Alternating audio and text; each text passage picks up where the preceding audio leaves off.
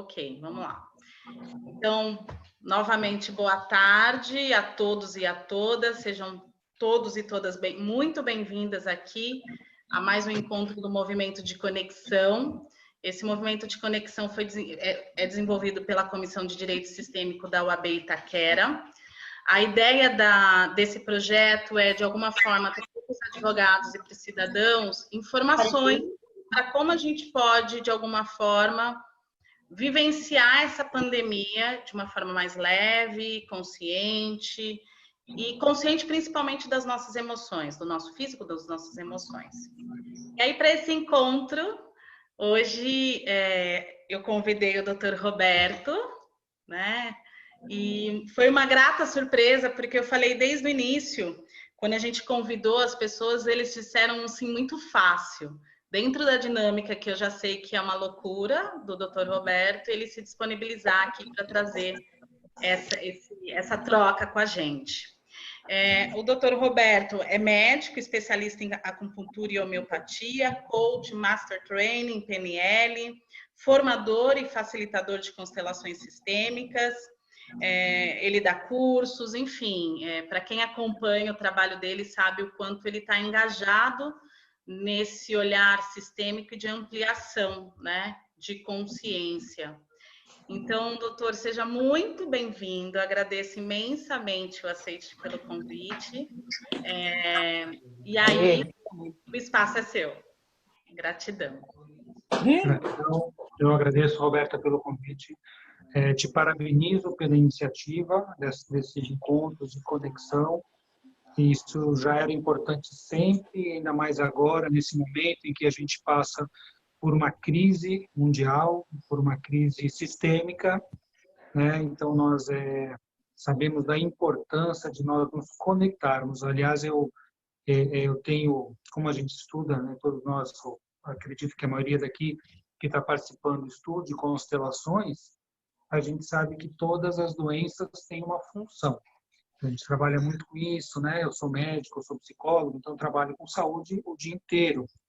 Quer dizer, busco saúde, né? Muitas vezes a gente trabalha com doenças para buscar resgatar a saúde também. Mas nós observamos que as doenças têm uma função. Quando nós fazemos uma constelação de doença, né, a gente vai observar qual a função que aquela doença tem no sistema familiar.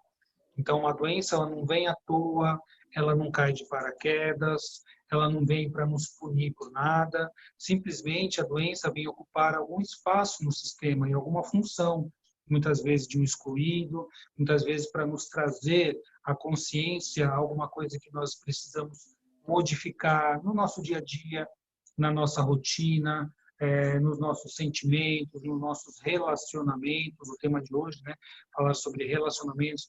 E a gente observa isso, que na constelação, quando o constelado, quando o cliente consegue sentir, entender qual é a função daquela doença no sistema, o que ela veio nos ensinar, aquela doença, o representante da doença perde a força, muitas vezes ele se senta, ele se afasta da constelação, isso porque a doença cumpriu a sua função. E a partir desse momento, a gente pode resgatar a busca pela saúde. Claro que mantendo os tratamentos que forem necessários, médicos, medicamentosos, enfim. Mas a doença só pode realmente caminhar para um movimento saudável quando nós conseguirmos entender a sua função. Então, isso para uma doença nossa, para uma doença do nosso sistema familiar.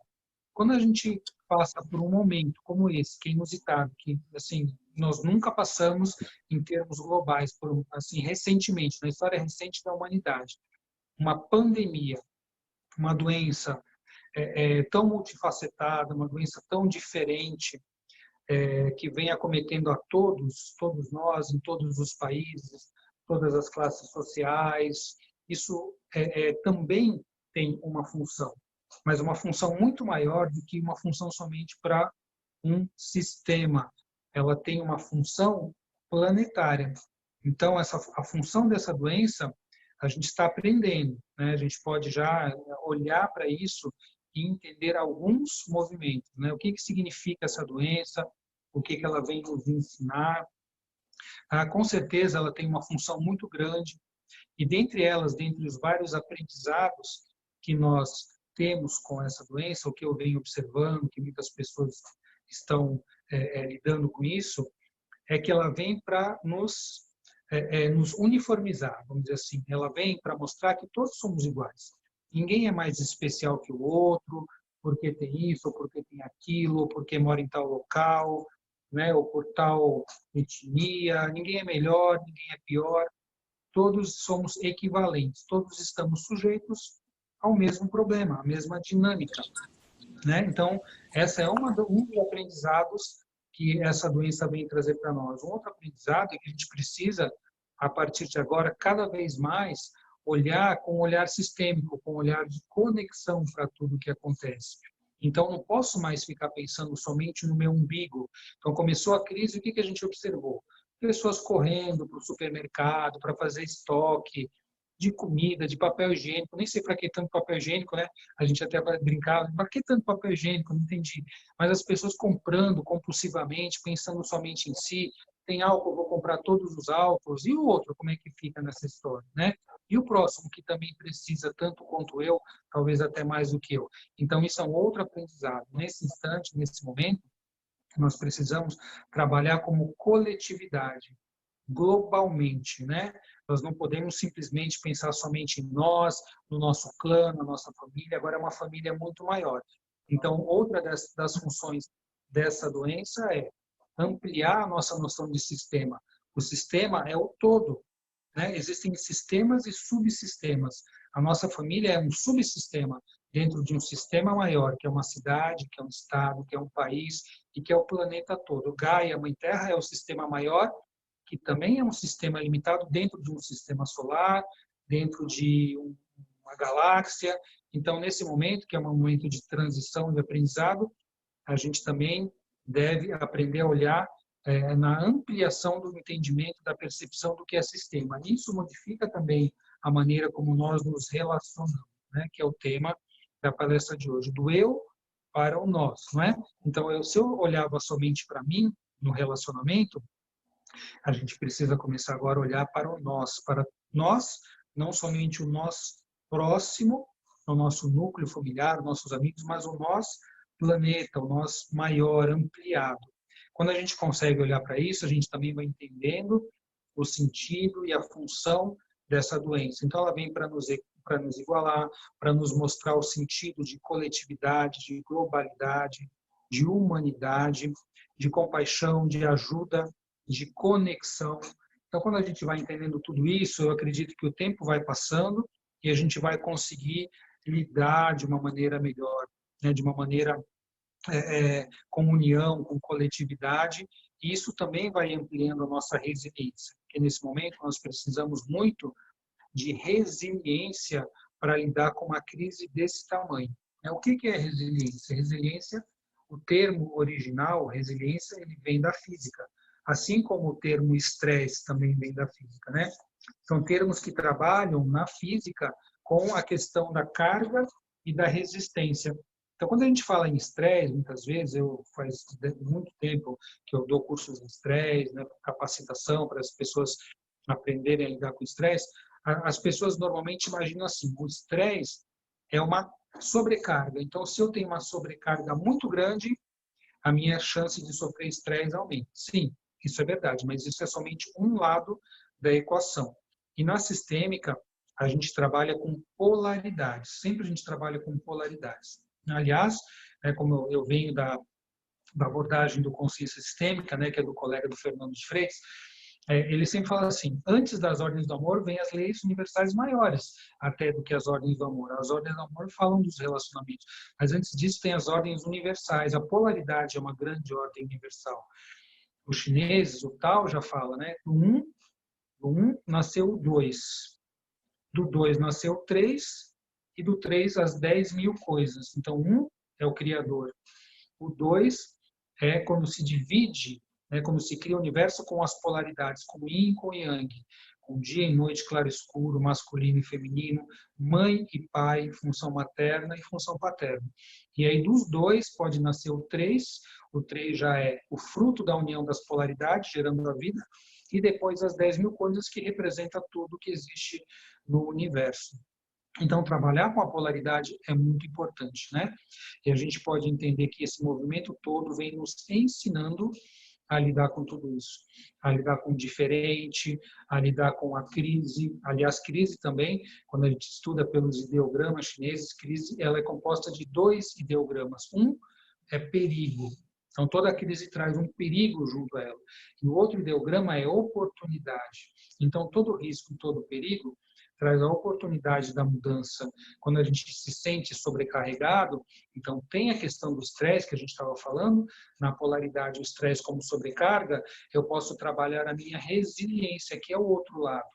Não existe somente o estresse, existe o estresse em uma pessoa, então vamos dizer, um elemento, uma matéria, mas em mim. Que carga que eu aguento? Então, de repente, o que eu consigo aguentar de estresse para mim, outra pessoa leva tranquilamente, muito mais fácil do que eu.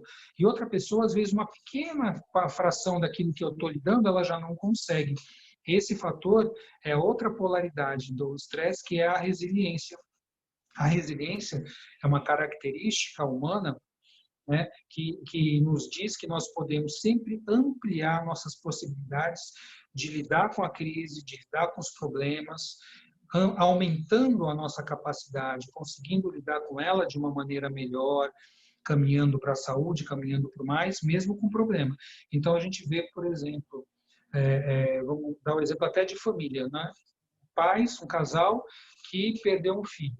Talvez a maior dor, a maior tragédia que a gente possa enfrentar na vida é perder um filho, porque é totalmente antinatural, vai contra todas as leis que a gente observa na natureza, inclusive da hierarquia. Então, né, os pais vêm primeiro, alguém está com o som ligado. Os pais vêm primeiro, os filhos vêm depois. Que os pais vêm... Saída. Deixa eu tentar ver. Não, porque senão ela vai voltar. Mas tu tens que sair e localizar na reunião. quem tá com... Deve ter aberto, porque estava desligado todos. Tá gravando? Aqui, ó. Um som ligado. Tá.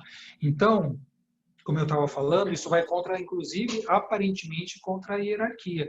Um filho morrer antes dos pais. Essa é uma dor tremenda. E quando você tem, por exemplo, um casal que perde um filho, vamos tomar 2 exemplos, 2 casais que perdem um filho. Um deles, vamos dizer que foi por acidente, enfim, né, ou por drogas, qualquer problema. Então, esse primeiro casal, o que ele faz? Ele vai ter toda a dor, vai vivenciar o luto, e de repente ele vai falar, vamos, a partir dessa dor, nos reconstruir e vamos ajudar outras pessoas que passam pelo mesmo problema, vamos fundar uma ONG, vamos trabalhar em conjunto com outras pessoas. Então, eles conseguem, apesar da dor, superar isso com resiliência. E o outro casal, outros pais, de repente entram em depressão profunda e nunca mais conseguem se recuperar. Então, a resiliência é diferente nesses 2 casos. E as pessoas dizem assim, muitos me falam, quando eu dou esses exemplos, falam assim, mas isso é uma característica que a pessoa nasce. Tem pessoas que são mais resistentes, tem pessoas que parecem que são mais frágeis. Eu digo assim, não, já está provado, a psicologia já comprovou que a resiliência ela é uma habilidade, ela é uma capacidade que pode ser desenvolvida. Então, nós podemos trabalhar para melhorar, para aprimorar a nossa resiliência e assim nos tornarmos mais resistentes quando vem uma crise, quando vem um problema. Então, esse é um outro aprendizado. O mundo vai ter que aprender a se tornar mais resiliente, a ressignificar muitos valores. Então, de repente, aquilo que a gente falava que era tão importante, hoje a gente vê que talvez não fosse tão importante assim. Hoje, o que nós estamos valorizando? A saudade e a falta de um abraço, de um ente querido que está distante e a gente não pode encontrar, um beijo, um abraço, de sair na rua e passear, e, enfim, bater um papo próximo com amigos. Isso hoje a gente está valorizando muito mais do que outras coisas que talvez a gente valorizasse. Então, todos esses aprendizados, eles estão vindo de uma maneira bastante intensa para todos nós. Alguns de nós estão conseguindo lidar com isso, outros de nós estão com mais dificuldade. Desde quando eu estava na medicina, eu fiz medicina de 82 a 87, então 33 anos de formado esse ano. Já na faculdade, eu já gostava desses temas, e eu li naquele tempo, 36, 7 anos atrás, já desde a época de estudante de medicina, que lá em 2020, imagina, estava longe, né? Em 2020, a depressão vai ser a doença mais incapacitante do planeta. Eu falava, nossa, será mesmo, né? Porque era uma das mais. A gente sabia que a depressão já tinha uma incidência muito grande, né, nas pessoas e tudo mais, mas em 2020 seria a doença mais incapacitante. E hoje nós estamos em 2020 e mesmo sem a questão da pandemia, antes da pandemia, se for pensar alguns poucos meses atrás, a depressão já estava aí graçando terrivelmente nas famílias, nas pessoas, nas comunidades e realmente incapacitando demais. Claro que existem vários graus de depressão, tem a depressão menor, tem a depressão maior, endógena e tudo mais. Mas a depressão mais grave, certamente, ela traz uma limitação, traz uma restrição muito grande para as nossas atividades diárias, afeta os nossos relacionamentos interpessoais também, né? E a gente sabe na sistêmica que depressão é um vazio, né? Um vazio de função. Muitas vezes é um vazio da conexão com a função materna ou com a função parental de ambos os pais. Quando a gente não toma os pais, né? A gente estuda tanto isso, quando a gente não consegue tomar os pais, ou a mãe, o pai, ou ambos, esse vazio, ele se transmite, se transforma, né? E se manifesta na maneira de uma depressão, de um vazio existencial. Por quê? Porque a gente não conseguiu tomar os pais, e como os pais são os referenciais e a fonte através dos quais a vida passou por todo o sistema familiar para chegar até nós, a vida não chega plenamente até nós. Então, se eu tenho um vazio de vida, eu tenho um vazio dos pais, eu tenho um vazio de vida, eu também tenho um vazio existencial que se transmite, se transforma e se manifesta através da linguagem da depressão, né? Então, como isso afeta todos nós? Como afeta o relacionamento? E aí a gente vai buscar aquilo que o Hellinger trouxe para nós, né, com muita sabedoria, embasado em tantas fontes de conhecimento. Se a gente for lembrar tudo que o Hellinger estudou, o Hellinger fez várias formações, ele já teve a experiência dele como missionário, lidando com pessoas. Depois ele foi lá para a Alemanha, foi para os Estados Unidos e fez N cursos, fez terapia primal, fez PNL, fez hipnose com Milton Erickson, ele estudou Gestalt, análise transacional. O Hellinger estudou muitas coisas com a Virginia Satir, que era terapeuta familiar de grande sucesso, né, com seus clientes. Então, embasado em tudo isso, embasado no que ele também aprendeu com a Thea Schoenfeld, a gente tem que incluir todos, não pode excluir ninguém. Então, ele criou esse movimento, ele aprimorou, ele aperfeiçoou esse campo das constelações familiares, que vai nos falar na questão dos relacionamentos, E os relacionamentos são tão importantes. A gente precisa lembrar que nós somos mamíferos, né? Nós somos humanos e nós somos mamíferos. Mamíferos são seres que já desenvolveram o sistema límbico. Então, tem o primeiro nível lá, o cérebro, ele tem a teoria do cérebro trino, né? Então, o primeiro nível, o nível basal do cérebro, é o cérebro reptiliano. O cérebro reptiliano diz respeito aos répteis. Répteis não têm relacionamento, né? A gente não vê casamento de jacaré, casamento de réptil, não tem isso. Por quê? Porque eles não têm a questão afetiva. Eles procriam, eles colocam ovos, eles se afastam e, enfim, aí você precisa de 1000 ovos de tartaruga para uma sobreviver, né? Então, é uma situação muito frágil. E a natureza vai, claro, se aprimorando, se aperfeiçoando, evoluir o cérebro para a segunda parte, que é o sistema límbico, que nós, mamíferos, temos. E esse cérebro límbico, esse sistema límbico, ele fala das emoções. Então, é o cérebro das emoções. É o cérebro onde nós aprendemos a nos tornarmos gregários, seres gregários de comunidade, de grupo.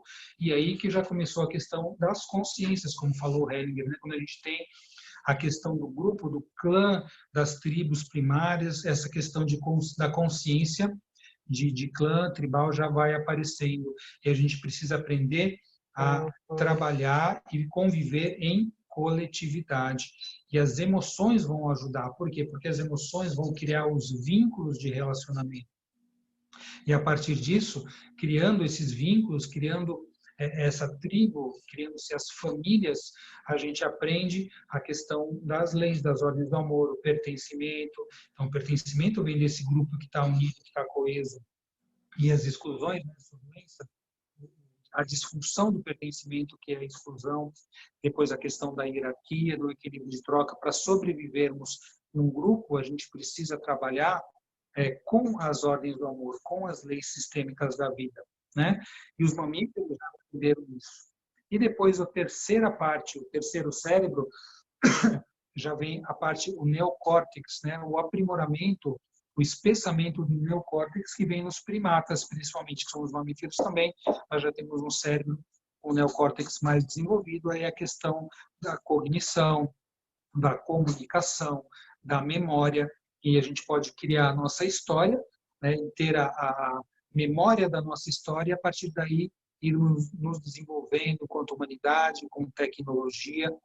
Mas essa parte da cognição, ela evoluiu muito rápido, né? Então, a tecnologia, se nós formos pensar no período de 100 e poucos anos para cá, nós saímos do período do avião, do primeiro avião, do Santos Dumont, dos irmãos Wright, para o homem chegar na Lua e fazer pesquisa espacial e tudo mais. Então, em pouco tempo, a gente evoluiu demais. Na medicina, em menos de 100 anos, a gente evoluiu de não ter nem antibiótico, não ter nada, para cirurgias, manipulação genética, vacinas, transplante de órgão. Então, tecnologicamente, a humanidade evoluiu demais. Porém, na parte dos relacionamentos, nós ainda somos aprendizes, ainda estamos aprendendo a maneira de nos relacionarmos sem trazer tanto sofrimento para nós e para os outros. E as pessoas falam assim, mas não tem manual para a vida, né? Como é que é o manual da vida? A gente não sabe como tem que se relacionar. O que é saudável? Que tem, gente? Tem manual para a vida. E quem trouxe esse manual na versão mais moderna, né, não foi nem a psicologia. Eu digo que eu mesmo sendo psicólogo, né, se os meus colegas ouvirem, eles vão brigar comigo, mas sendo médico psicólogo, eu digo, quem trouxe o manual dos relacionamentos e da vida para nós foi o Bert Hellinger, quando ele trouxe o conhecimento a nós das ordens do amor, né? Porque as ordens do amor, elas dão um mapa de como nos relacionarmos de maneira saudável, de como é que a gente consegue levar a vida adiante no sistema de uma maneira saudável. Porque quando os relacionamentos não são saudáveis, o que acontece? Isso vai gerando conflitos, vai gerando dificuldades, e em algum momento essa família também não irá adiante. Quando existem muitos emaranhamentos no sistema, muita doença emocional, doença física, doença nos relacionamentos, esse sistema, em algum momento, ele se interrompe. Aquele ramo do nosso sistema para de gerar descendentes. Aí todos os problemas de fertilidade, todos os problemas de morte na família, violência e tudo mais, chega a um ponto que aquela família, aquela parte da família não segue adiante. A natureza faz o seu próprio filtro, a sua própria seleção. Então, aprender como nós podemos nos relacionar de uma maneira saudável é fundamental para que a gente possa continuar, inclusive, como humanidade, que a gente possa continuar gerando descendentes, fazer com que esse planeta seja cada vez mais e mais saudável. A gente vê hoje uma crise, né, nos relacionamentos, a gente vê hoje uma dificuldade nas famílias, os valores familiares hoje, principalmente com os filhos, né? A gente observa que a maneira que os pais hoje têm que educam e se relacionam com seus filhos é uma maneira que vai bem contra as ordens do amor, né? Hoje em dia a gente observa, a gente fala, nossa, as crianças hoje são muito difíceis, os adolescentes, nossa, meus filhos não conseguem ter sucesso profissional, eles têm que voltar para casa, ou os relacionamentos não dão certo, os casamentos não dão certo. Isso tudo acontece porque essas famílias não conseguiram e não souberam observar e viver de acordo com as ordens do amor. Então, a gente sabe que para uma família dar certo, isso tem que ser observado. E isso vem do início, do primórdio da família, quando esse casal vai se relacionar. Então, a gente sempre pergunta, para que você casou? Quando vem alguém com dificuldade de relacionamento. Para quê? Ah, não, por que eu casei? Não, não é por que você casou. Porque essa pergunta, por quê, ela vai trazer uma resposta que a gente vai inventar, de acordo com as nossas crenças interiores. Ah, por causa disso, por causa daquilo. Ou seja, a gente traz a nossa crença pessoal, a nossa crença inconsciente familiar para explicar aquilo. Então, pergunta para a pessoa, para que você casou? Ah, eu casei, sei lá, porque eu já estava com idade, ou porque, sei lá, as pessoas têm que casar com essa idade, ou porque a minha família, todo mundo casou, meus irmãos casaram, porque as pessoas falam que a gente tem que casar. Então, isso é razão para você casar? Ah, eu casei porque todo mundo tem que casar. Enfim, então, função. Para que demonstra função. Então, quando a gente consegue chegar e descobrir, né, tanto no perceber a pessoa, você já conversando, seja numa consulta, seja numa terapia, seja numa constelação, você começa a fazer as perguntas, isso não é simplesmente para ver a resposta. Muitas vezes eu não estou nem interessado no que a pessoa vai falar, mas olhando para a linguagem corporal, para a postura, já olhando para o formato, para a caracterologia dela, para o formato corporal, eu já posso antever de onde vem o trauma dela, né? Dos traumas primordiais, os traumas primários que vêm ali da fase intraútero até os 5 anos de idade, são os traumas que vão gerar as defesas, os traços de caráter. Então, nós vamos nos manifestar na vida, nós vamos nos relacionar através dos nossos traços de caráter. Nem todas as escolas de constelação, e mesmo na psicologia, não se fala tanto sobre isso. Mas isso é fundamental para a gente entender de onde vêm as dinâmicas doentias das pessoas nos relacionamentos. Então, a gente tem, basicamente, 5 traços de caráter. Né? Eu acho que é importante falar isso, porque a gente se relaciona através dos traços. Os traços de caráter, eles são respostas, são defesas que nós engendramos a partir dos traumas que a gente sofre. Quais traumas? Os traumas que nós passamos, principalmente na primeira infância, que é a fase de molde. Quem trabalhou muito com isso foi o Reich, principalmente. Ele trouxe esse conhecimento para nós, né, dos traços de caráter, da função disso em nós. Então, por exemplo, eu vou citar alguns exemplos. Né? Então, imagina que minha mãe estava grávida de mim. Então, eu estava lá na barriga da minha mãe. E aí, o que aconteceu?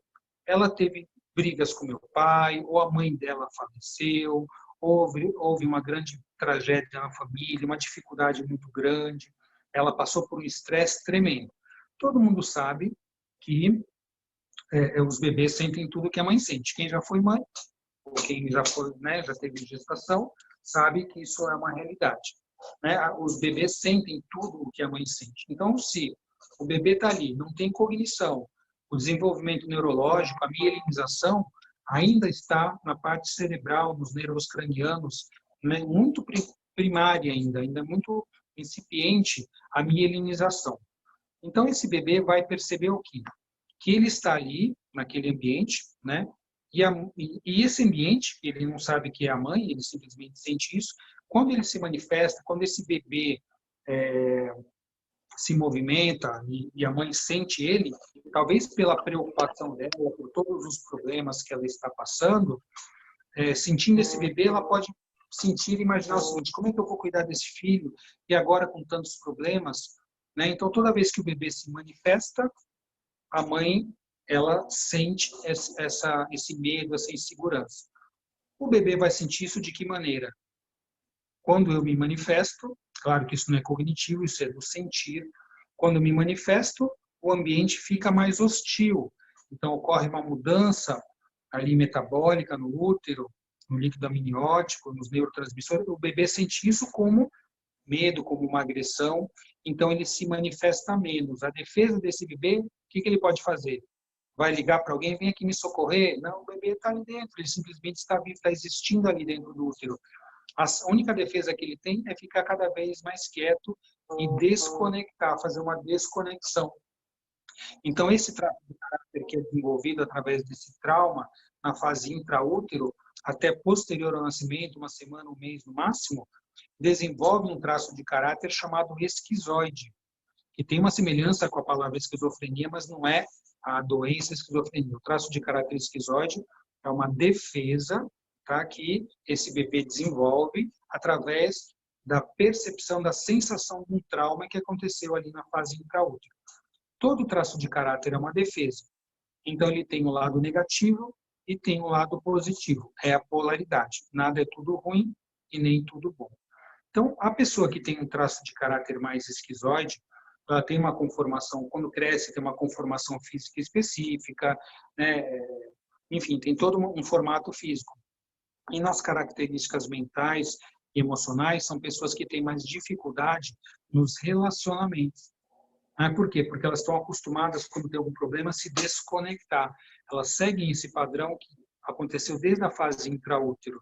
Então, dificuldade no relacionamento, né, como um traço negativo. E como traço positivo, como são pessoas que se desconectam muito, vivem muito no mundo mental, elas têm um alto grau de criatividade, de inventividade. Então, essa é a característica, é o recurso, que é o positivo do traço de caráter esquizoide. Tá? Depois da segunda fase, a partir do meio de nascido, mais ou menos até 1 ano, se a mãe passou, aí já é a fase do bebê com a mãe, quando a função materna tinha que ter sido a mais saudável possível. O bebê nasceu, ele sai do útero e ele vem para o colo da mãe. Nessa fase, o que precisa acontecer?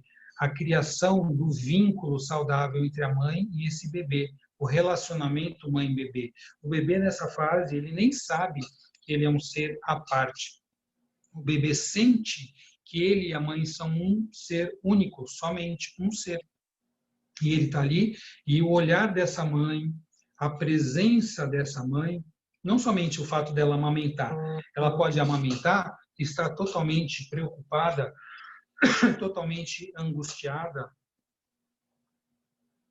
ou ansiosa com algum problema que ela tenha. De repente, os problemas na vida dela estão muito grandes, os problemas no casamento, com a família, problemas financeiros, profissionais, enfim. Essa mãe, com todos esses problemas, ela muitas vezes não consegue criar um vínculo saudável com esse bebê. Ela está ali, mas não está presente afetivamente. Bowlby, que é da psicologia, ele criou a teoria do apego. Apego não no sentido de se apegar como algo negativo. O apego, que é a relação primeira que a gente tem, desenvolve com a mãe com o bebê.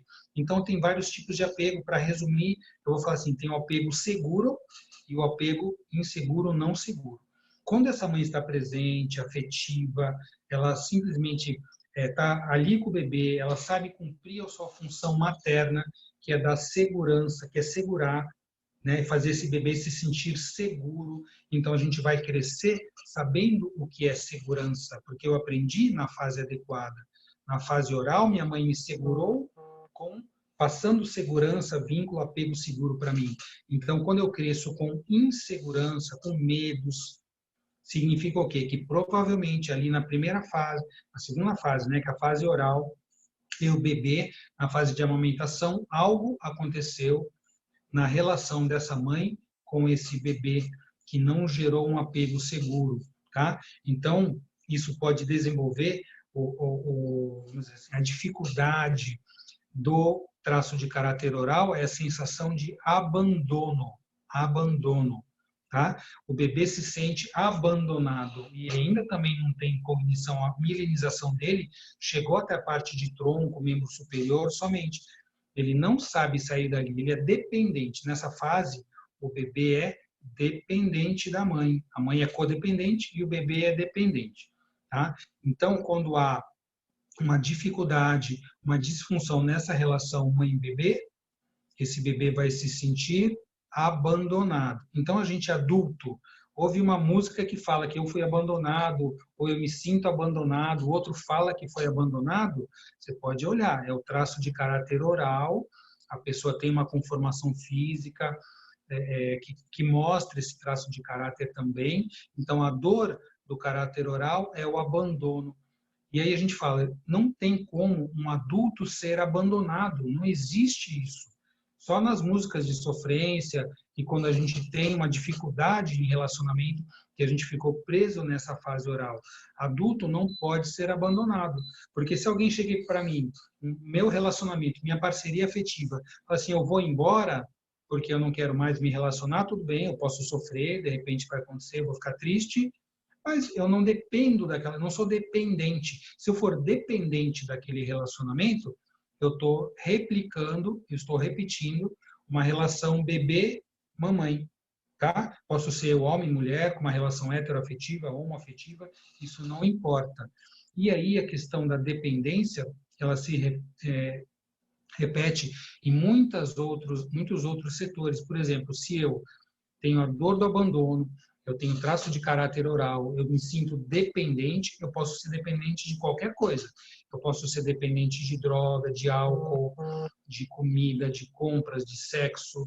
Tá? Então, toda a dependência, ela mostra a dor desse traço de caráter que foi lá na infância, de 1 mês de nascido até cerca de 1 ano. Então, Roberto, deixa eu tirar uma dúvida aqui. Tem uma pergunta, se é esse traço de caráter que você está falando da fase oral, pode acontecer depois, com 4 anos? Se existe essa possibilidade de deslocamento? Não. O traço de caráter, ele vem nessa fase. Nas outras fases, pode desenvolver outros traços de caráter. É que às vezes a gente fala, mas eu sei que houve um trauma ali nos 4 anos. Mas se a pessoa tem o traço de caráter oral, isso pode não ser conhecido, o fato não é conhecido, mas houve alguma disfunção naquela fase entre 1 mês e 1 ano de idade aproximadamente. E aí isso gerou o traço de caráter oral, que a criança cresce e mantém-se um adulto dependente. Por isso que você vê que a maioria das dependências são dependências orais. Beber, comer, fumar, tudo tem a boca junto, não é? Então, é uma dependência. E sempre que você tem uma dependência, você pode ser o dependente de alguma coisa, e tem o codependente, que vai repetir aquela dinâmica infantil. Tá? Então, para a gente poder lidar com qualquer tipo de dependência, a gente precisa tratar não só o dependente, mas principalmente aqueles que a gente sabe e que a família nem sabe que está doente, que são os codependentes. Quando o Hellinger fala para nós que toda dependência é falta de pai, isso confunde um pouco as pessoas, né? Todo mundo já leu livros do Hellinger que ele fala assim, o que falta? Falta o pai. Não é verdade? Então o problema é com o pai, não é com a mãe. Mas vamos entender como isso funciona. A questão é com a mãe. Por que não tem pai? Porque não houve a passagem da função materna para a função paterna. A gente não sabe que a mãe é que autoriza e a mãe leva para o pai? Ou seja, a função materna leva para a função paterna? Verdade ou não? A gente já sabe isso. Então, quando a gente vê qualquer dependência e você fala assim, falta o pai, então não é porque a mãe está, vamos dizer assim, a relação com a mãe está resolvida, muito pelo contrário, porque a criança ficou presa naquela fase oral com a mãe, ficou na dependência da mãe, e não houve a permissão, não houve a passagem, não houve a autorização para ir até o pai. Por isso que falta o pai.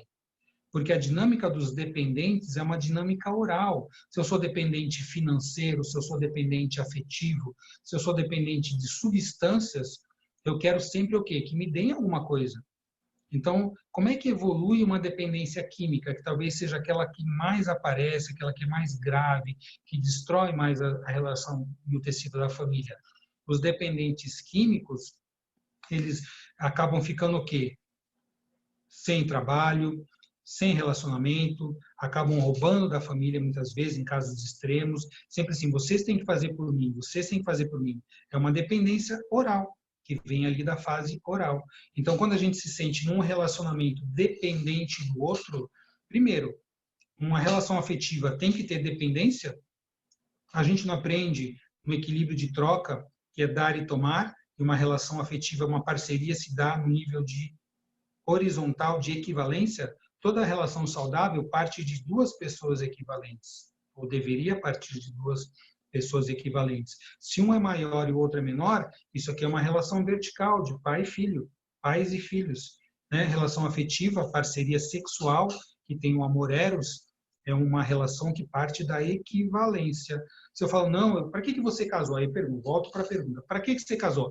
Para que cuidem de mim, eu quero que alguém que cuide de mim, que me proteja, que me dê o que eu preciso.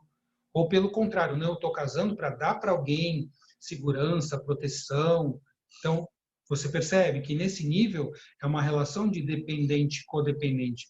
Não é uma relação de equivalência, de parceria afetiva que vai ter um saudável dar e tomar na relação sucessivamente. Então, muitos desses problemas vêm dessa primeira fase, desse primeiro traço de caráter.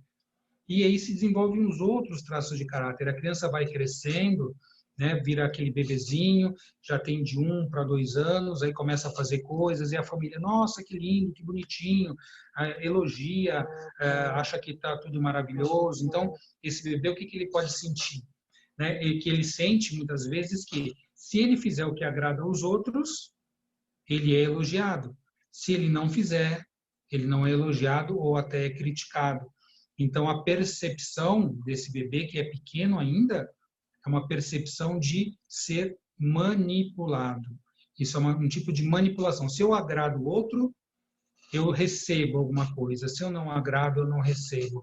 Então, nessa fase se desenvolve o traço de caráter psicopata. Não é a doença, psicose, psicopatia, psicose, é a neurose. O traço de caráter psicopata neurótico. Então, nessa fase, quando a gente crescer tendo tido traumas nesse momento de vida, o que a gente vai perceber nas relações? Que ou eu manipulo ou me manipulam. Então, a gente vai desenvolver relações de poder, relacionamentos que envolvem poder. Então, eu posso mais, o outro pode menos, eu mando, o outro obedece, o outro manda, eu obedeço. São relações que também não são niveladas, não são equivalentes. Tem um maior e tem um menor. Então, também são relações desiguais, não partem da equivalência.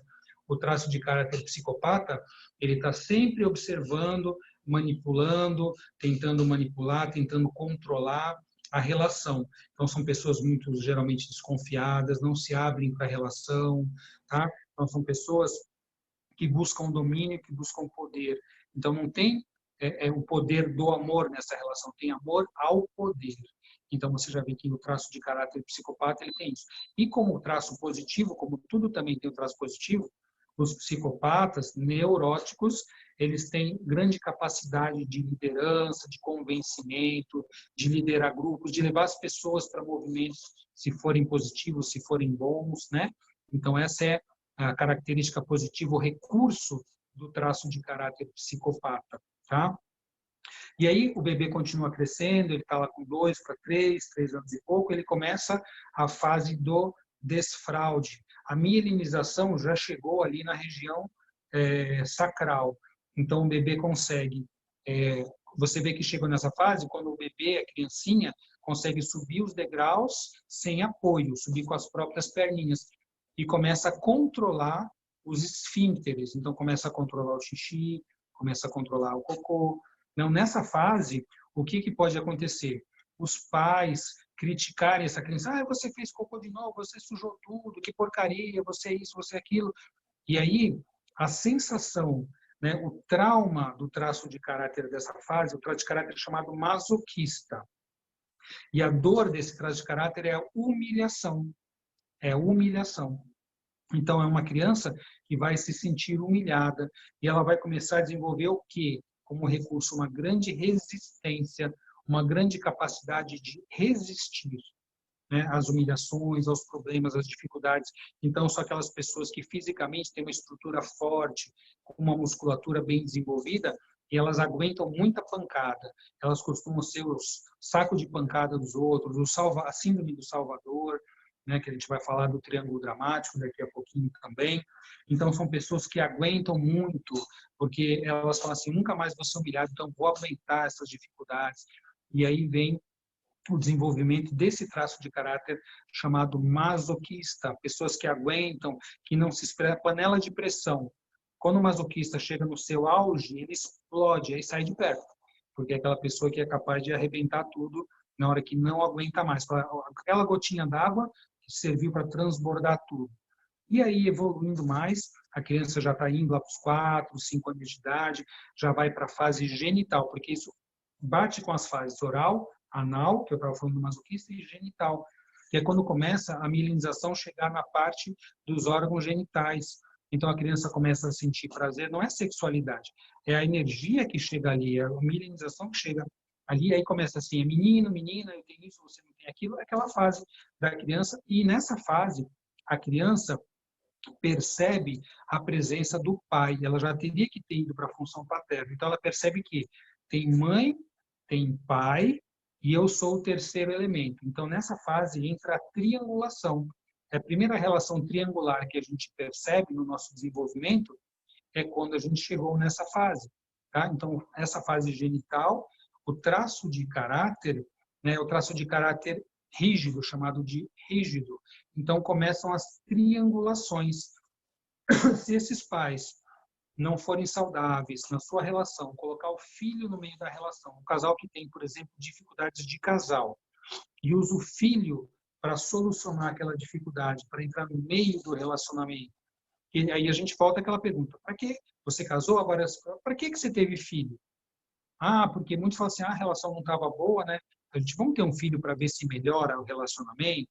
Vamos ter um filho para ser advogado, médico, igual a nossa família, para levar a empresa adiante, para nos sustentar quando a gente envelhecer. Então, todas essas razões para se ter filhos são razões abusivas. Isso é abusar da função parental sobre um filho. Abuso não é somente abuso sexual. Tem vários tipos de abuso, como nós sabemos, e esse tem um abuso de função parental, quando os pais têm filhos para que eles cumpram funções que a família espera. Tá? Então, isso é um abuso, muitas vezes, gravíssimo, porque um filho não tem que vir para suprir as necessidades dos pais da família, nenhuma carência da família. Os filhos também não têm que vir para eu dar tudo para eles, tudo que eu não tive, porque eu também não estou dando para o meu filho, eu estou dando para a minha criança. O que a minha criança não teve, minha criança interior não teve, eu estou dando para o meu filho, achando que eu vou resolver esse problema. Então, nesses casos, o que pode acontecer com o filho que vem para suprir e para cumprir uma função que a família espera dele? Ele pode se sentir que não é ele. Se um filho vem, por exemplo, logo depois de um aborto, de um filho excluído, de um irmão natimorto, ou até mesmo de um gemelar que não foi sabido que isso aconteceu, ele sente esse vazio, ele sente que ele está na função de outro, ele vem para cumprir qualquer função que não seja a sua própria vida, a sua própria existência. Isso faz ele se sentir um projeto dos outros. Ele não tem projetos próprios, ele tem que cumprir projeto dos outros. Isso pode levar uma criança e um jovem à depressão e muitas vezes também a tendências suicidas. Tá? Então, voltando lá para o traço de caráter dessa fase, que é o traço de caráter rígido, nessa fase começam as relações triangulares. Então, se esse filho é usado por esse casal, seja numa separação, com alienação parental, ele tem que ficar ali, né, triangulando, salvando a mãe, salvando o pai, indo contra a mãe ou indo contra o pai, esse filho aprende que as relações se dão de maneira triangular. Então, as relações, as dificuldades de parceria afetiva, a separação entre amor e sexo, que gera muitas vezes relações de traição nas parcerias afetivas, vem dessa fase. Tá? Vem dessa fase do traço de característica desse trauma. Então, eu falei, assim, claro, rapidamente, resumidamente, isso a gente estuda durante a formação consciência sistêmica, tem um módulo, basicamente, o módulo 4, que a gente trabalha somente com isso. Isso é importante para a gente entender a origem das dinâmicas disfuncionais, não é só fazer constelação, a gente tem que saber de onde é a origem também daquilo que a pessoa traz. E todos esses traumas que vêm na primeira fase, do intraútero até os 5 anos de idade, perceba assim que é uma fase em que nós não temos lembrança, não temos recordação. Nessa fase, o hipocampo ainda não se desenvolveu, a área cerebral que gera memória não se desenvolveu. E os principais traumas da nossa vida vão acontecer nessa fase.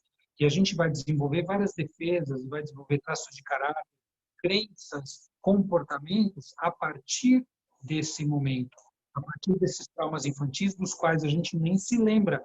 Por isso, muitas vezes, não é suficiente fazer uma terapia verbal, uma psicoterapia verbal. Por quê? Porque a gente não vai conseguir, a gente não tem nem a informação do que aconteceu, de como foi esse trauma lá na infância.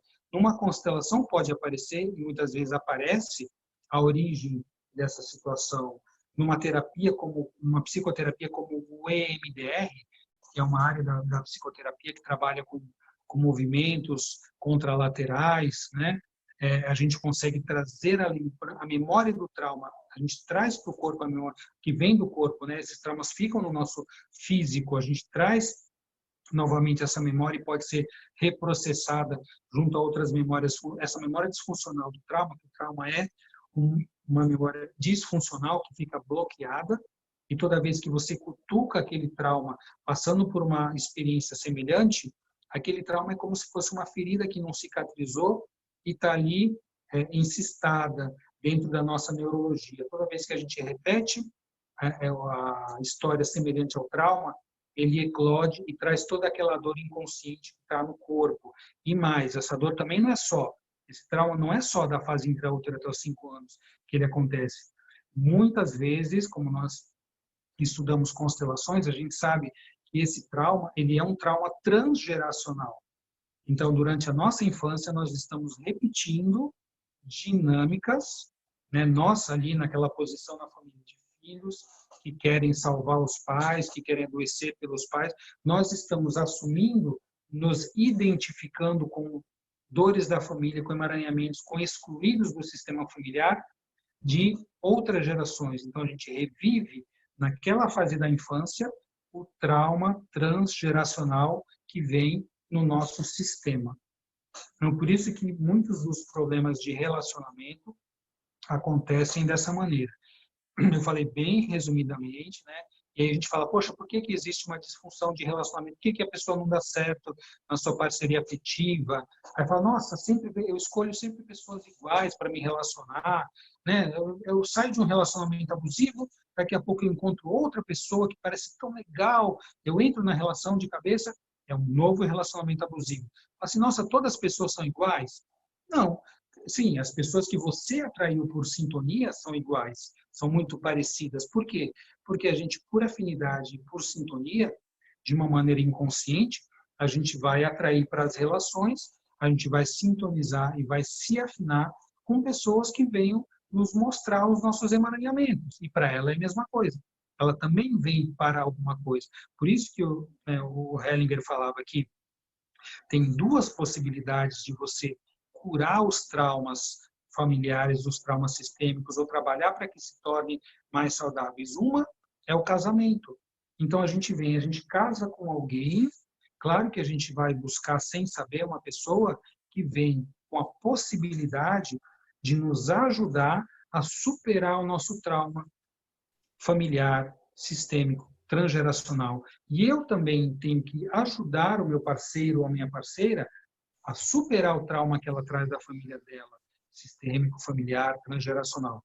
Então, o casamento é uma oportunidade, ou deveria ser uma oportunidade de duas pessoas se encontrarem no amor eros, com sexualidade, a sexualidade seccionando, separando esse casal da família de origem, das doenças do relacionamento infantil com a família de origem, para que esse casal agora crie um novo sistema familiar, uma nova, dê continuidade a esse sistema familiar de uma maneira diferente, não melhor nem nada, com humildade, mas podendo se relacionar com dinâmicas diferentes e mais saudáveis. Tá? Então, levando o sistema familiar para um movimento mais saudável, para que a partir disso, essa família que vai ter filhos e descendentes possa ser uma família que traga um amor em ordem para esse sistema familiar todo. Tá? Mas aí o que acontece? O que a gente vê nos relacionamentos hoje?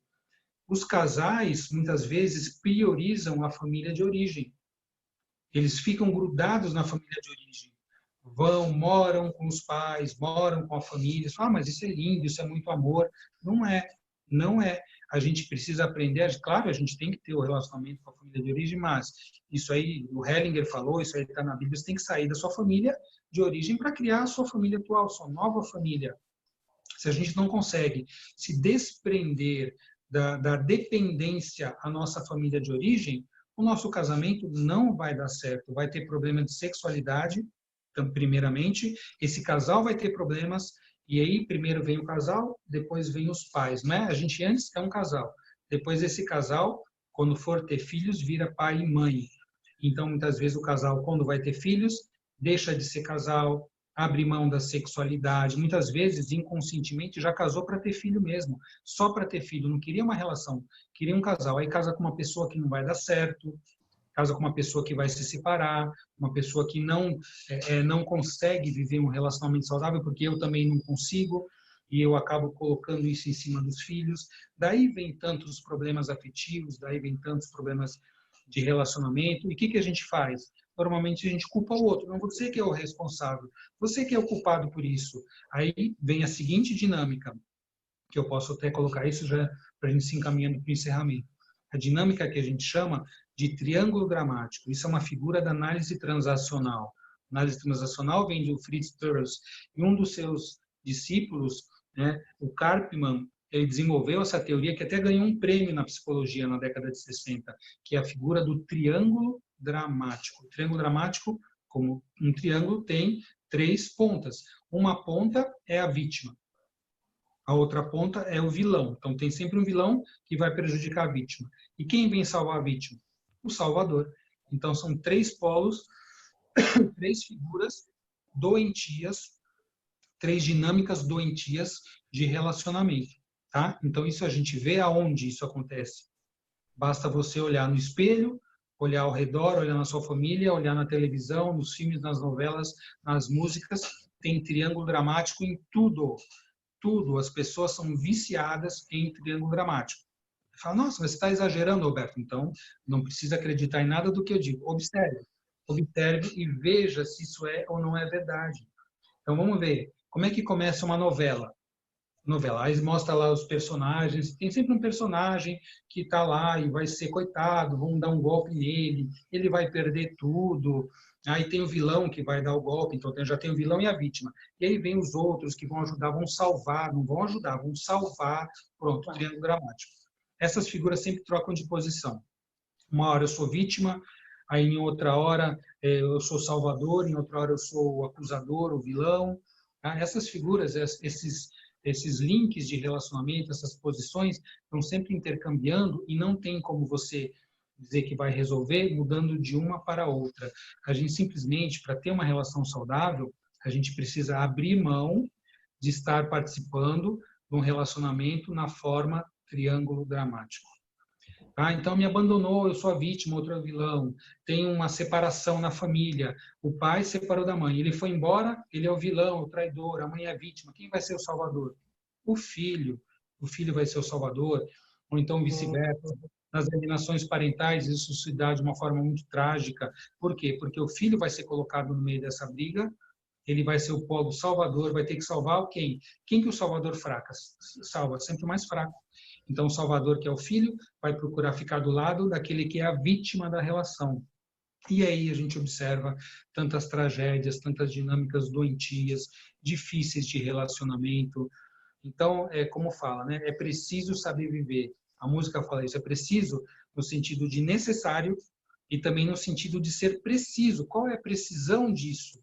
A precisão, o Hellinger nos trouxe, quando ele nos, didaticamente, de uma maneira fantástica, ele trouxe para nós as ordens do amor, né? Que eu nunca vi isso na psicologia, na medicina, nunca estudei nada tão profundo como isso que o Hellinger nos trouxe. As ordens do amor, pertencimento, hierarquia e equilíbrio de troca. Quando a gente segue essas 3 leis da vida, essas 3 leis do sistema, a gente consegue ter relacionamentos que caminham para o mais, que estão a serviço da vida, que são mais saudáveis, que não vão gerar emaranhamentos ou vão ajudar a solucionar emaranhamentos. Aí a gente vê poder ter um relacionamento afetivo finalmente bom, finalmente que traga felicidade e alegria para as pessoas, para esses filhos, para esses não necessitarem eles serem os salvadores dos pais, porque só para fechar a questão do triângulo dramático, a figura do salvador o arquétipo do super-herói, vamos dizer assim, né? O super-herói está sempre salvando as pessoas, não é? Então hoje tem lá o super-vilão e tem as vítimas, que são os seres frágeis, né? O super-herói tem superpoderes, ele vai lá e salva as vítimas do vilão. Mas, gente, no capítulo seguinte, na próxima revista, no próximo filme da Marvel, da DC, tem um novo vilão mais poderoso e o Salvador tem que estar lá. Aí eu pergunto, vocês veem Salvador ter vida própria? super-herói tem vida própria, ele consegue casar, consegue ter filho, consegue ir no supermercado, fazer sua vida. Não, o super-herói não consegue, porque ele tem sempre que estar salvando os outros, né? Tem sempre que estar salvando. O único super-herói que eu vi conseguir ter uma vida normal é o Homem-Aranha, mas na música do Jorge Versilo. Não sei se vocês conhecem, vocês escutam o Homem-Aranha do Jorge Versilo, vocês vão ver que o Homem-Aranha se aposentou de ser super-herói e foi casar e foi ter filho e foi viver. E foi no supermercado. Mas na vida real, os super-heróis não têm vida. São salvadores, são pessoas que se acham superiores e nós podemos estar nesse papel de super-herói salvador da nossa família. E isso é uma tendência muito grande. Médicos, psicólogos, terapeutas, consteladores estão muito propensos e já têm essa tendência a ser salvador. Nós todos e advogado. Acrescento aqui que tem muitos colegas aqui, advogado e advogado também. Com certeza, advogados com certeza também tem essa eu vou resolver todos os problemas do meu cliente. Pega no colo e faz tudo, né? Por isso que a gente adoece, por isso que os médicos adoecem, os psicólogos adoecem, os terapeutas, os advogados. Então, isso é a síndrome do salvador. A gente não pode assumir esse papel. Quando a gente fala, e como é que a gente sai disso? Tem que sair totalmente desses 3 papéis. Nós não podemos ser nem salvador, nem vítima, nem acusador, vilão. Nos emaranharmos nos problemas dos outros. O Fernando, ele trouxe a figura do para sair do triângulo dramático, que é um triângulo que leva com o vértice para baixo, a gente tem que sair para um triângulo que é um triângulo que une 3 polos, que a gente chama de criatividade, sabedoria e potência. É o triângulo da realização. Quando a gente consegue realizar obras, fazer coisas positivas, a gente tem que usar 3 dinâmicas ou 3 energias. A energia da criança, então resgatar a nossa criança interior, trazendo criatividade, trazendo inventividade, trazendo inocência num sentido positivo. A energia do idoso, que é a sabedoria, que é o conhecimento, que é a experiência. E a energia do adulto, que é a potência, que é a ação.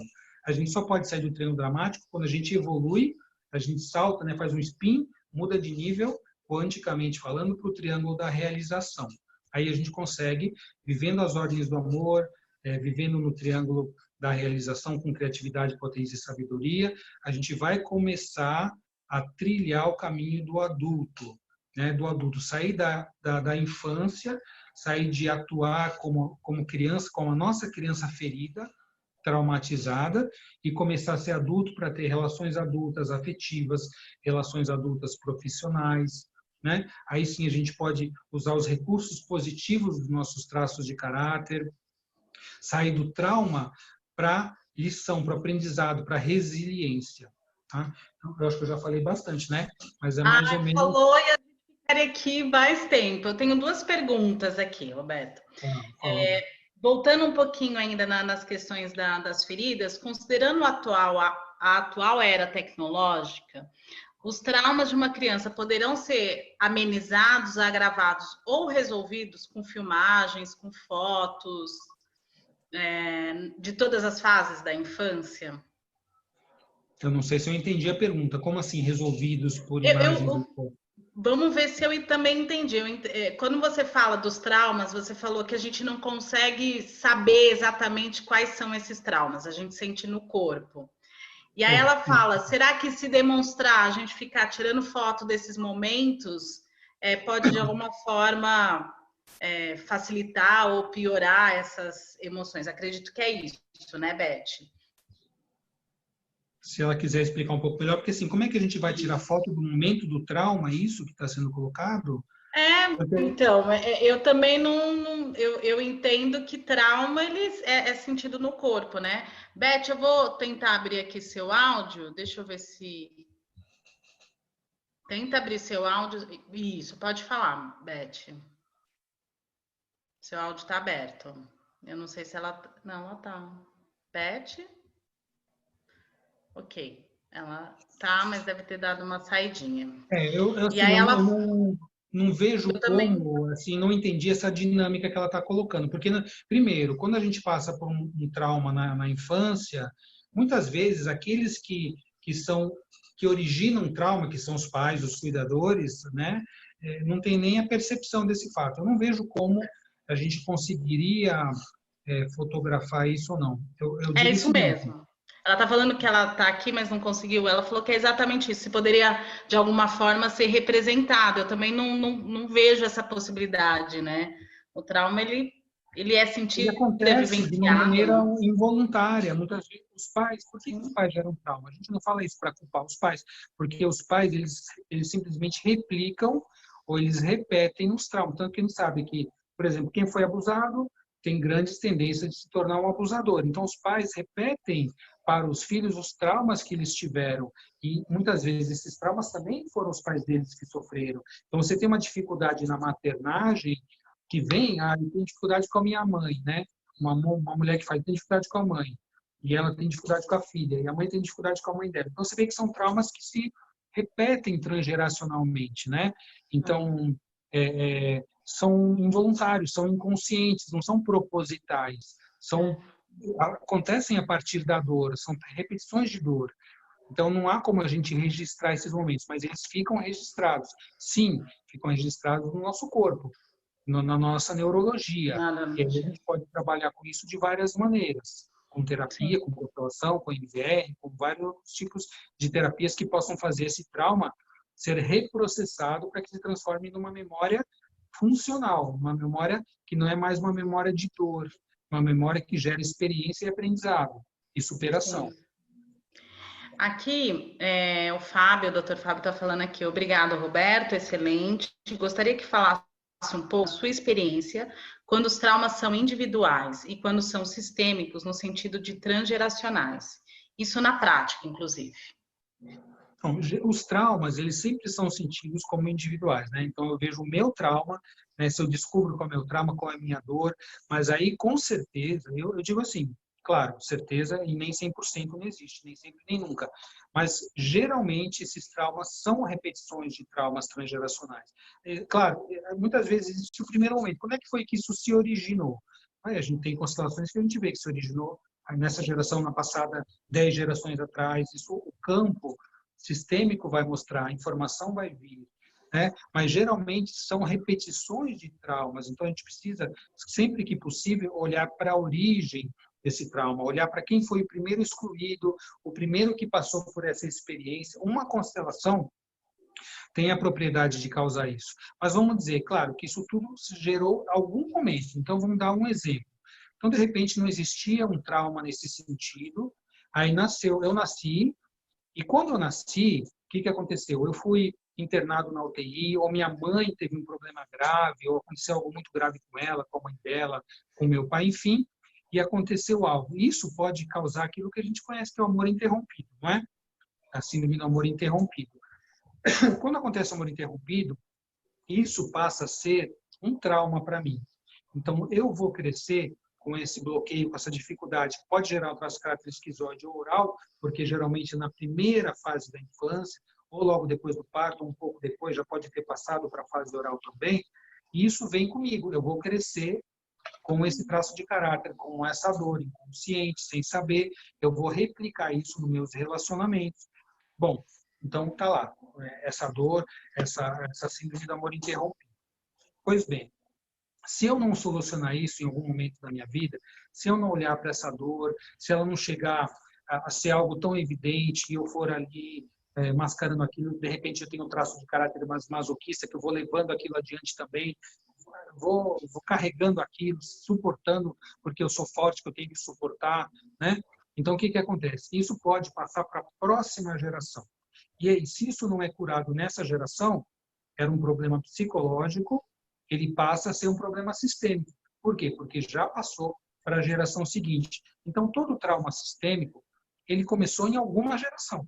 Até então não havia nada e, de repente, aconteceu alguma coisa. Pessoas que passaram por guerras, pessoas que passaram por grandes problemas mundiais ou familiares, talvez em algum momento aquele trauma se iniciou. Ele passou a ser um problema ali, naquela geração, psicológico, físico, de relacionamento, e não foi curado naquela geração. Se houve uma transmissão para as gerações seguintes, que a gente sabe que é por fenômenos epigenéticos, né? A gente tem a herança transgeracional do trauma, já é provado que ela é epigenética, né? Então, a gente tem alterações de comportamento, obesidade, tendência à doença maior em pessoas que são descendentes de prisioneiros de guerra, de campo de concentração, né? Então, maior tendência à obesidade. Isso até acontece com animais, com ratinhos. Se você tem uma experiência muito conhecida, que você submete um rato um ambiente eletrificado, e ao mesmo tempo que você coloca um aroma de cereja no ar, você dá choque na patinha. Se você faz algumas vezes isso, você desencadeia uma resposta que é um condicionamento operante. A gente estuda isso na psicologia, isso é normal. O Pavlov já falou dos cachorros, né, que salivavam com a comida também. Então, se esse rato aprendeu, né, ele aprendeu que aroma de cereja é igual a choque, ele vai, toda vez que solta o aroma de cereja no ambiente, ele gera uma resposta de estresse que pode ser mensurada. Então, isso mensurado fisiologicamente no ratinho. Pois bem, as próximas 3 a 4 gerações de descendentes desse ratinho também vão desenvolver um trauma, uma resposta de estresse ao aroma de cereja, mesmo que eles não tenham passado pelo condicionamento operante. Quem passou foi a primeira geração. Levou choque quando teve o aroma de cereja. Pois o filho dessa primeira geração desse ratinho, a segunda, que seria o neto, a terceira, que seria o bisneto, a quarta, que seria o tataraneto desse rato primeiro, que sofreu trauma, essas próximas gerações também têm esse trauma, porque também respondem com resposta fisiológica de estresse perante o aroma de cereja. Então, isso como é que é? Mudou o gene? O gene não mudou, porque para você ter uma mudança genética, você precisa de milhares de gerações. Mas a resposta epigenética muda. O que é o epigenética? É a manifestação, a expressão daquele gene. O gene vai se expressar, o gene do cortisol, que dá a resposta do estresse, e vários outros genes vão se expressar ou vão se silenciar de acordo com as experiências de vida que eu trago, que eu vivo. Então, a epigenética é uma teoria recente, ela vem ali da época do projeto Genoma para cá, então tem cerca de 20, 15, 25 anos no máximo, que a gente começou a entender que tudo isso, todas as experiências de vida que a gente tem, e isso a constelação já nos mostra também, essas experiências elas são herdadas para as gerações seguintes. Então, em algum momento, houve o trauma primordial. Se não foi resolvido nessa geração, se eu não constelei, se eu não fiz terapia, isso pode passar epigeneticamente, é uma das hipóteses de transmissão transgeracional de trauma, para as gerações seguintes. Uma pergunta aqui, pegando até o gancho de quando você fala de trauma, é: a dificuldade de aceitar o amor está ligada a algum trauma? Doutor Fábio, respondeu essa pergunta? Obrigada. Então, se a dificuldade de aceitar o amor pode estar relacionada a algum trauma? Com certeza, porque o movimento natural da vida é o amor. A gente evolui em níveis de amor. Puxa, só essa aula daria umas 2 horas, mas eu vou falar assim bem rapidamente. Na consciência sistêmica, a gente estuda 7 níveis de amor, tá? Que é uma conexão, vamos dizer assim, uma conjunção dos amores gregos com os amores sistêmicos. Então, o primeiro nível de amor é quando o bebê nasce, chama-se amor porneio. Amor porneia, e o nome nos remete a algumas lembranças pornográficas e tudo mais, é o amor que o bebê sente pela mãe. Então, nessa fase, o bebê, o que ele faz? Como se relaciona com a mãe? Você me dá o que eu preciso, certo? Se eu estou com fome, você tem que me dar de mamar. Se eu estou com fome, tem que me tocar. O bebê não dá nada para a mãe tem que dar tudo para o bebê. É um amor 100% de receber. Tá? Então, quando eu não supero esse amor, eu fico preso numa relação em que todo mundo tem que me dar muita coisa. E a pornografia vem disso também, né? É um amor que eu pago para receber, eu não dou nada. Né? Eu não tenho uma troca afetiva, não é um relacionamento afetivo de equivalência saudável. A sexualidade, que já vem no nível de amor acima, que é o eros, que eu vou chegar. O amor pornográfico, que não é um amor, na verdade, mas é um amor porneia, quando doentio, numa disfunção do adulto, a pessoa viciada em pornografia é uma pessoa que não conseguiu sair de algum trauma nessa primeira fase. Estou só citando, isso a gente pode aprofundar muito. Quando a gente sai do amor porneia, a gente começa a crescer, se desenvolver, já não tem só a mãe, tem a família. Então, aquele bebê já sabe que tem, já reconhece pai, avós, família. Então, é o amor estorgé, o amor da família, o amor do clã. Tá? Então, já vejo que tem pessoas diferentes da minha mãe. Não é só a mãe. Então, tem aquele bebê dinossauro, não é a mamãe, já tem os outros membros da família também. É o amor porneia, vai para o amor estorgé. Esse amor continua evoluindo, ele vai para o amor da amizade, o amor filia. tá? Filia com PH, né? Que é o amor dos amigos, que é a família que a gente começa a escolher. Os primeiros 2 níveis de amor, porneia e estorgé, são amores infantis. O amor filia, ele é um amor infantil e também já é um amor adulto.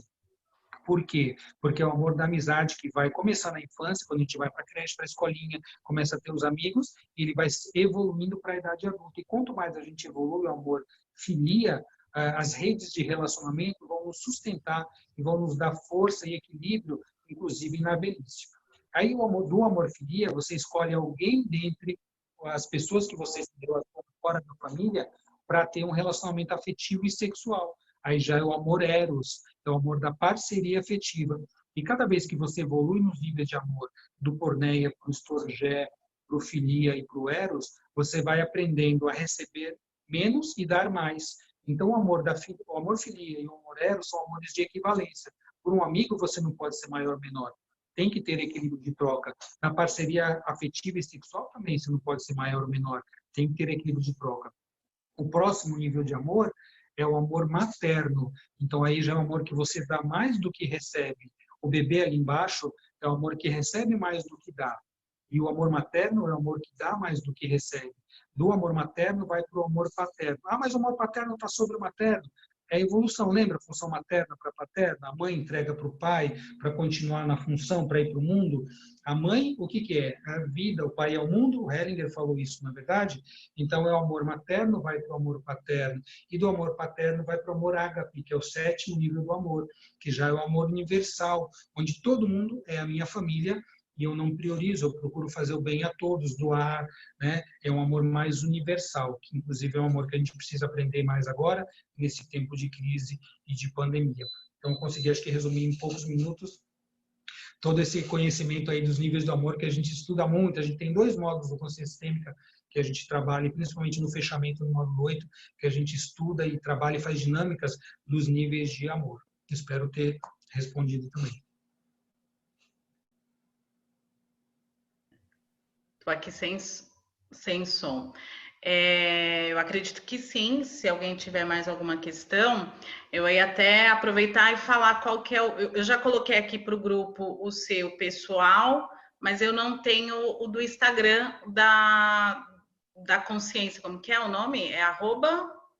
Só para deixar o meu registrado. Instagram é @Roberto Debski. Eu faço um convite para todos, eu tenho feito lives diárias, desde 19 de março, hoje já acho que foi a nossa 42ª live, muitas vezes eu trago convidados para participar, que é um momento de união, né? Um momento que a gente precisa doar um pouquinho, alguma coisa de nós. Então, nesses momentos que eu percebi tanto a dor emocional, a ansiedade, a insegurança das pessoas, eu tenho feito lives para esclarecimento, para questões mesmo em relação à doença, ao Covid-19, mas principalmente para as pessoas estarem juntas no sentido mesmo de união e que pessoas possam trazer dicas positivas, possam trazer ideias de como solucionar criativamente algum problema, ajudar uns aos outros, estarmos presentes. Tem sido muito bacana, né? Todos os dias às 15h30 a gente faz a nossa live, tá? Então estão convidados, quem quiser participar, vai ser um prazer contar com vocês e foi muito bom, agradeço demais. Poder ter participado, Eu que pelo agradeço. convite para a OAB de Itaquera. Eu acho que eu assim me surpreendi muito positivamente em ver como a sistêmica cresceu dentro do direito, né? Eu esperava que crescesse tão positivamente, pelo menos na psicologia, se não na medicina, e eu vejo que na verdade ainda está muito longe disso. Acho que a área que mais está se desenvolvendo é no direito e depois na pedagogia, né? E fico muito feliz porque tem que abrir amplas frentes para que a gente possa ver a sistêmica crescer e trazer uma noção de amor saudável para a humanidade. E se essa crise não abrir a cabeça das pessoas, né, para que a gente possa trabalhar nesse sentido, então vai ser difícil. O que vai precisar vir mais, além de uma crise dessa, maior do que uma crise dessa, para que a gente possa ressignificar os nossos valores e trabalhar de uma maneira mais humana e mais global? Não saberia te dizer. Eu espero que agora seja o momento adequado. Mais afetiva, né? Tem aqui uma sugestão que eu já aproveito e dou aquela Ctrl+C, né? Se de repente poderíamos marcar para um próximo encontro, ou mesmo nas lives que você tenha feito, sobre os níveis do amor, né? O pessoal está bem interessado. Isso é um prazer, sim. E o pessoal aqui está falando, obrigada, a Joelita falou para você se cuidar, e realmente, como a gente já falou, o Dr. Roberto, ele tem estado também trabalhando à frente aí nesse momento de crise, não só fazendo as lives, mas efetivamente dentro do consultório, nos hospitais, e sem dúvida nenhuma é o que traz aí acalanto para muitas pessoas que ele encontra. Gratidão, mais gratidão aqui. Eu que Eu agradeço. acho que não tem mais perguntas. De qualquer forma, isso que você falou é bem interessante, porque aqui no nosso encontro tem vários profissionais do direito que estão envolvidos, então, com a questão da sistêmica, a doutora Berenice, que é Tabuão, né, Berenice? Tabuão, a Luciana Pérez, que é do Jabaquara, a Tânia também, enfim, várias pessoas. É que aqui eu estou com uma tela, eu não sei se tem mais para lá. E o próprio Dr. Fábio, que faz um trabalho incrível, e eu já aproveito para fazer um convite, Dr. Fábio, para você também participar aqui, que faz um trabalho incrível lá em São José dos Campos, né, com um trabalho que eu acho bacana, porque ele pegou toda a rede, né, ele não é só o judiciário, mas é a promotoria, é a prefeitura, é a polícia militar. Agora fugiu o nome, qual que é o nome mesmo do projeto? Ai, abre aí, Fábio, aproveita para falar que é muito... Fugiu. E eu já... Não, tá sem som. Isso porque eu já fui, né? Várias vezes lá. Não, tá ouvindo? Polo de... Isso, agora sim. Agora... Polirradiador de Cultura de Paz e Convivência Humanitária. Isso. Então, assim, o quanto a gente percebe essas conexões e o quanto faz sentido, né? Esse trabalho. Então, assim... Em nome da UAB Itaquera, em nome da comissão, eu agradeço imensamente a sua disponibilidade. Eu sei que a sua rotina, eu acredito que a nossa está intensa, a sua está muito mais intensa, mas ainda você se colocou disponível para trazer e compartilhar tanta informação aqui com a gente. Eu fico muito feliz pelo convite. O que precisar de mim, se eu conseguir, se eu puder, eu vou estar presente, porque eu acho que é o papel de todos nós, nesse momento, darmos tudo que a gente tem mais um pouquinho, porque o mundo está precisando. E aí já fica o nosso convite aqui para quando a Casa da OAB, a gente fez recentemente uma mudança, mas não conseguimos fazer a inauguração da casa, então já fica o convite aqui para todos, para quando a gente voltar e passar por essa fase, conhecer a nova casa da OAB Itaquera. Tem presente aqui comissões, igualdade racial, da Jovem Advocacia de lá. Então, assim, a doutora Moniz, da Mulher Advogada, enfim. E os trabalhos sistêmicos eu tenho geralmente encerrado com frases sistêmicas, eu uso muitos recursos das cartas, em grupos dentro dos trabalhos do judiciário, eu acho bem interessante, que é algo que a pessoa, de alguma forma, se conecta, né? Então, ela olha para algo e ali ela reflete. E aí eu tirei duas para o nosso trabalho de hoje à tarde. A primeira, agradeço você por tudo, e sem dúvida nenhuma foi uma tarde maravilhosa. E a segunda, que eu acho que é bem em sintonia com o que a gente falou também, a partir de agora sou 100% responsável pelas minhas escolhas. E eu lembro que lá no comecinho você falou, agora, o que a gente faz com isso, né? A responsabilidade está na mão de cada um. De começar a fazer diferente, né? Se permitir fazer diferente. O adulto é responsável, a criança é inocente, é vítima, né? O adulto, a energia do adulto, a relação do adulto tem que ser de responsabilidade, com tudo, consigo e com os outros. Assumam as responsabilidades e as consequências disso, com tudo que vem. Então, gente, eu queria, por fim, aqui finalizar, agradecer a presença de cada um que pôde ficar aqui conosco. Deixa eu ver, tá chegando as mensagens, só que aí eu não consigo... estamos muito felizes, sem dúvida nenhuma. E aí falar que esse encontro nosso é gravado, e aí eu vou disponibilizar então no canal do YouTube da Comissão de Direito Sistêmico da UAB Itaquera. Acredito que até sexta-feira eu consiga colocar tudo. Doutor Fábio, você quer falar mais alguma coisa?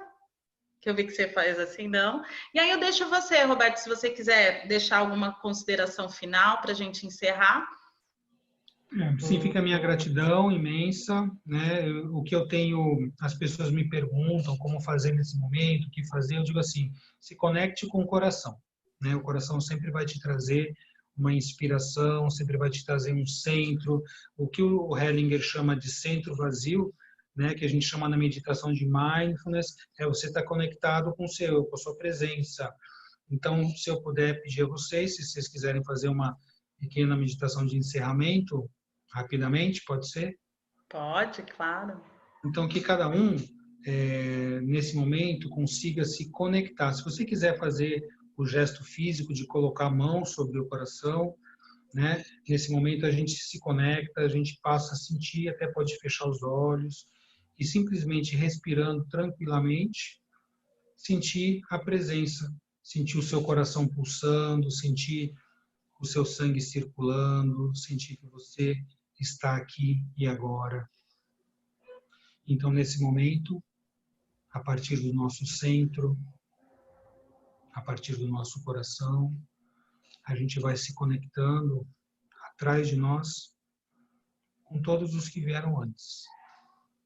Os nossos pais atrás, os nossos avós atrás dos nossos pais, e com todas essas gerações de pessoas, dos nossos antepassados, pessoas que amaram, que sofreram, que viveram e morreram, e que fazem parte de nós. Cada um deles está dentro de nós.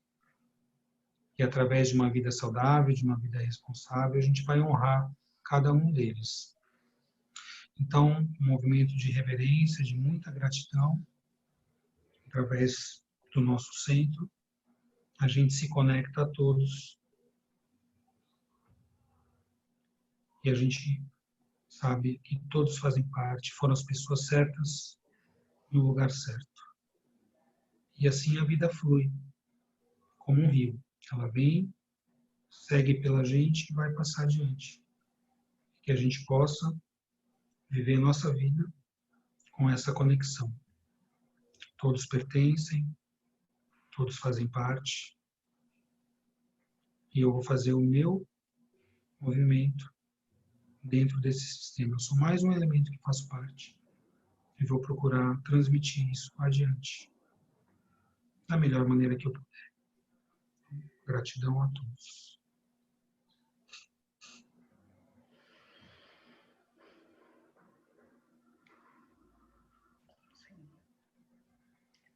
A única coisa que dá para a gente dizer é sim, né? Todos nós temos uma função na família, todos nós temos uma missão nesse planeta. E eu sempre falo, não precisa ser grandioso. O que nós fizermos é o que é o suficiente, né? Dentro da nossa missão. Então, quero agradecer imensamente novamente. Estou aqui tocada, todo mundo aqui falando sensacional, arrepiada, que lindo. E acompanhe, né, os próximos encontros. E muito obrigada, doutor. Muito obrigada mesmo por essa tarde. Gente, tchau, tchau, gratidão. E até a próxima.